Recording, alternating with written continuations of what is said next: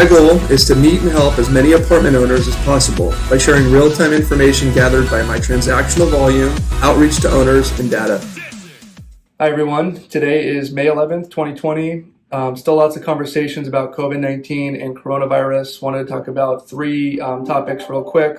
One of them being the NHMC, the National Multi-Housing Council rent payment tracker. They did this last month in April. It was very, very interesting to look at every week or so. This week, actually from May 6th, 80% of tenants have paid for the month of May. That shows amazing resilience for the multifamily product, especially compared to other assets in real estate and other investment vehicles. Just to give you an understanding of the sample size, this is 80% of 11.4 million units across the country. So it's definitely a great sample size for this study.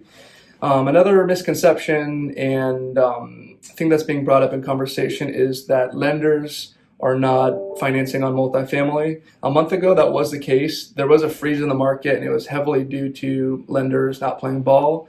But because of April collections being at 94% and May already being around 80%, they are starting to do attractive financing deals with borrowers.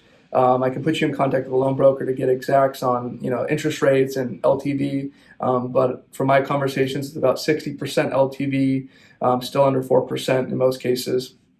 Lastly, this is something I want to talk about because I see other brokers starting to implement this on their deals. I've got two of these deals under contract right now, and I think in times like this, it becomes more and more important and also a benefit for both buyers and sellers. This is seller financing.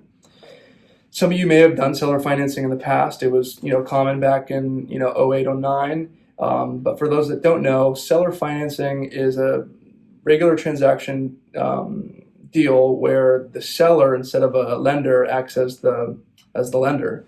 And so let's say, for example, there's a building, it's worth $1 million, and the seller is interested in doing seller financing. The way it would work out is, let's say the buyer puts down 25%. So they put $250,000 down, the seller gets that day one, and then the seller carries the $750,000 loan balance for, let's say, 5 years, and they're accruing interest on the loan. Right now we're doing deals around 4% interest rate, interest only. So let's say it's a 5-year deal. The seller's acting as the lender for 5 years. So 4% on 750 is at $30,000 a year. Let's say over the 5 years, the seller has accrued an extra $150,000. Why this is great for a seller? They sold it for $1 million, and over 5 years, they made an extra $150,000. So they actually sold the building for 1.15.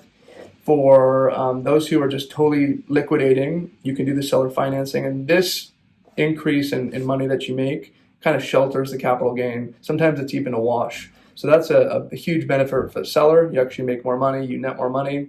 The benefit for buyers, they're able to consummate a deal right now in this environment, and also they get to skip lender fees, going through a bank's meticulous process and so forth. So it's great for both parties. If you have questions about this, maybe you're interested in looking at seller financing deals as a buyer or contemplating a sale and might want to offer that, please reach out to me. I'm happy to have a conversation with you guys.